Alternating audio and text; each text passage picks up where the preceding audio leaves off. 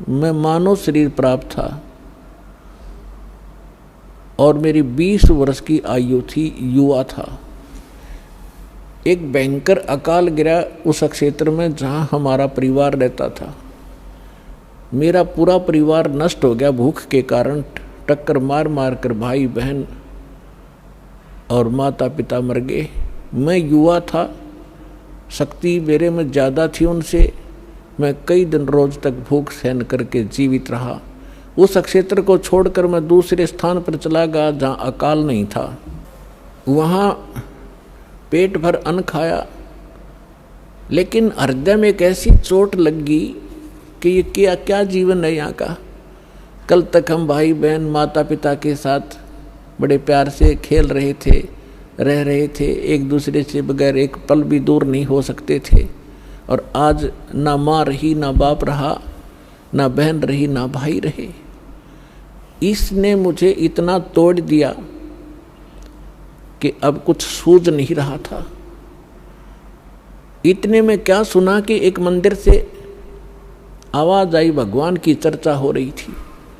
वहां गया तो मंदिर के अंदर एक शिव का पुजारी एक ब्राह्मण कथा कर रहा था। मैं पीछे बैठ गया जाकर। कथा के उपरांत सभी अब श्रोता चले गए, मैं वहीं बैठा रहा। ब्राह्मण ने पूछा, बेटा क्या बात है, कहाँ से आए हो, कौन हो? तब मैंने अपनी दुख भरी कहानी ब्राह्मण को बताई।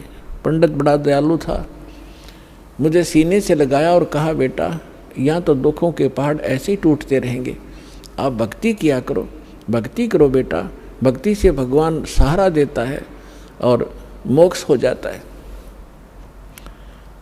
तेरा कुछ नहीं है तो आप यहाँ मंदिर में रहो मेरे साथ। तो वो मंदिर में रहने लगा।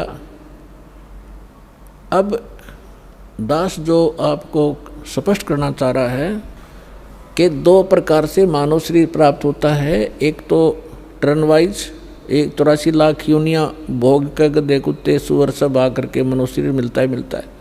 दूसरा मिलता है पुण्य कर्मों से लगातार कई भी मनुष्य जीवन हो जाते हैं कंटिन्यू। तो कागभूषण का जो जन्म था वो टर्न वाइज था उसका, वो पिछले जन्म में मनुष्य नहीं था। वो बता रहा है कि मैं इतना दुष्ट था, 6 महीने तक मैंने उस महापुरुष की संगत की, ब्राह्मण की, और इसी कथा सुनाया करता था।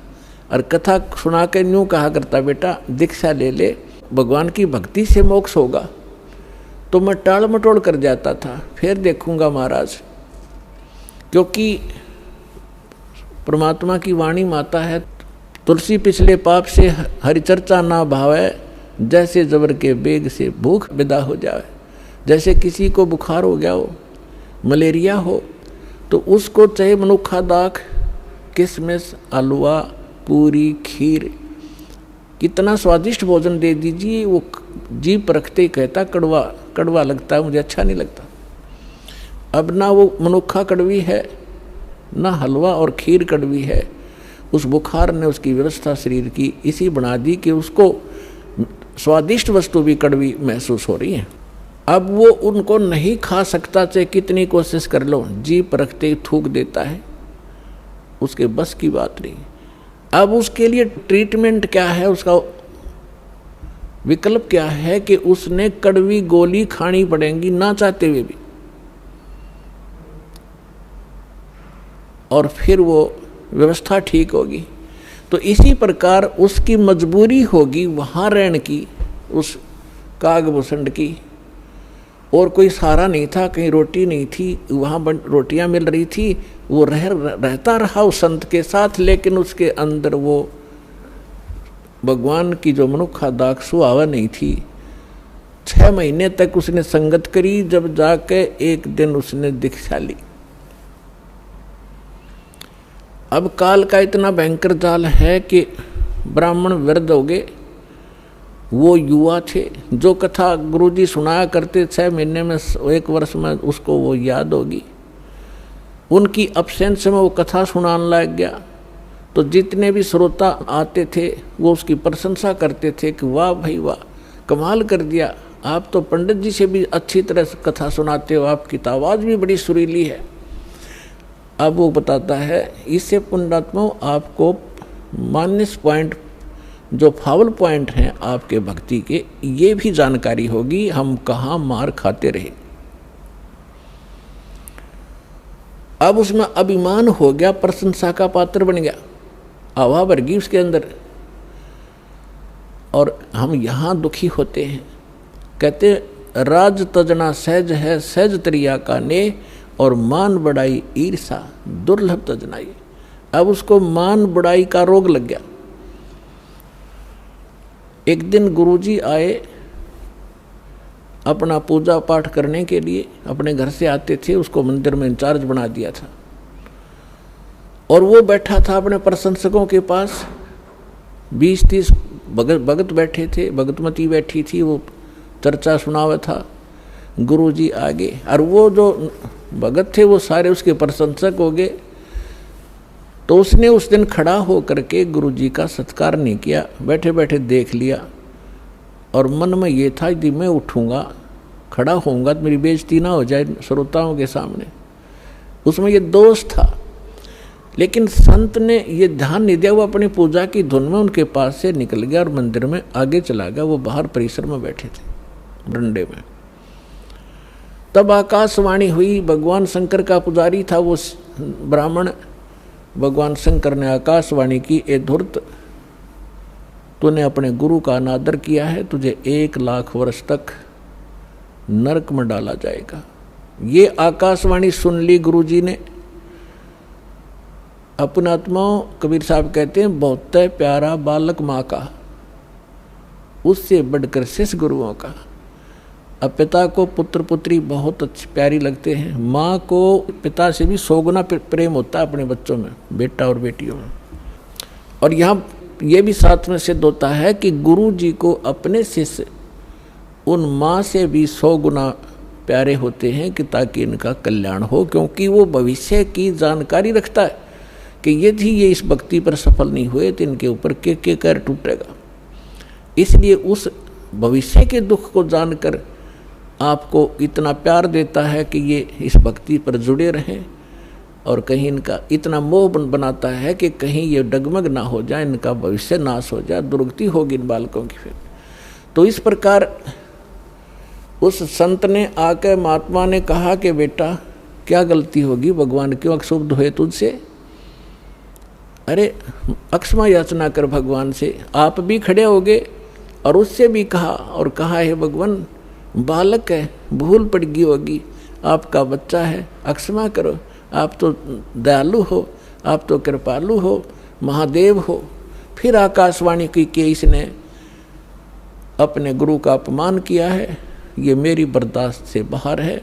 जब ये गुरु का आदर नहीं कर सकता तो मेरे लोक में आवेगा, यहाँ भी यो उस भस्मासुर जैसे काम करेगा। ऐसे दुष्ट को मैं कैसे एक्सेप्ट करूँगा? तो जैसा आज ये गुरु के प्रति इसका व्यवहार है, ऐसा ही मेरे प्रति होगा। पुण्यात्मा परमात्मा कहते हैं गुरु मानुष कर जानते ते नरकइये अंध, और होवें दुखी संसार में आगयम के फंद। परमात्मा आपकी ट्रायल लेता है कि यदि इस दास के स्थान पर मैं होता तो ये सामने वाला मेरे साथ जैसा आज इसके साथ व्यवहार कर रहा है ऐसा ही मेरे साथ करता। इस प्रकार आप जी को इन सत्संगों के माध्यम से वो भक्ति नाशक पॉइंटों से भी आगाह कराया जाता है कि जिस कारण से आपकी भक्ति इन कारणों से नष्ट होती है। फिर भी उन्होंने बार बार प्रार्थना करने से शंकर भगवान ने कहा कि जो मेरे मुख से वचन निकल गया अब ये वापस नहीं हो सकता।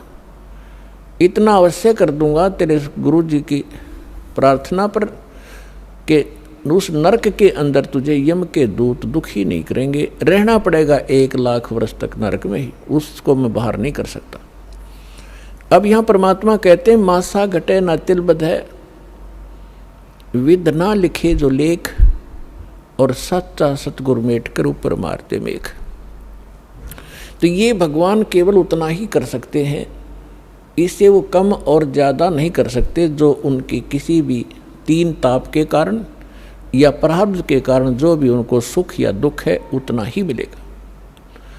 अब जैसे किसी मंत्री का मित्र हो कोई, उसकी सजा हो जाती है तो वो मंत्री उस सजा से मुक्त नहीं करा सकता, उसको जेल में तो रहना पड़ेगा, लेकिन उस मंत्री के प्रभाव से वहाँ के जेलर और कर्मचारी उसको कष्ट कति नहीं देंगे, ये अंडरस्टूड है, लेकिन रहना पड़ेगा जेल में ही।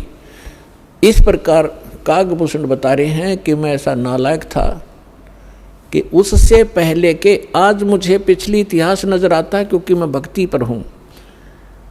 मैंने असंख्य जन्म खो दिए थे, जो टर्न वाइज मुझे असंख्यों जन्म मनुष्य के मिले, लेकिन भक्ति मैंने किसी भी जन्म में बीज नहीं बोया भक्ति का, और उस जन्म में मेरा भक्ति का बीज बो गया। और वो बीज बोने का, भक्ति का बीज पड़ने का कारण मेरे परिवार का नाश होना था। अगर वो परिवार नाश ना होता, वो परिवार के वो तो क्षेत्र ही नाश हो गया था, तो वो मेरे लिए वरदान सिद्ध हो गया। आज मुझे महसूस हो रहा है वो कष्ट ना आता तो मैं उस जन्म में भी भक्ति नहीं करता, इतना नीच था।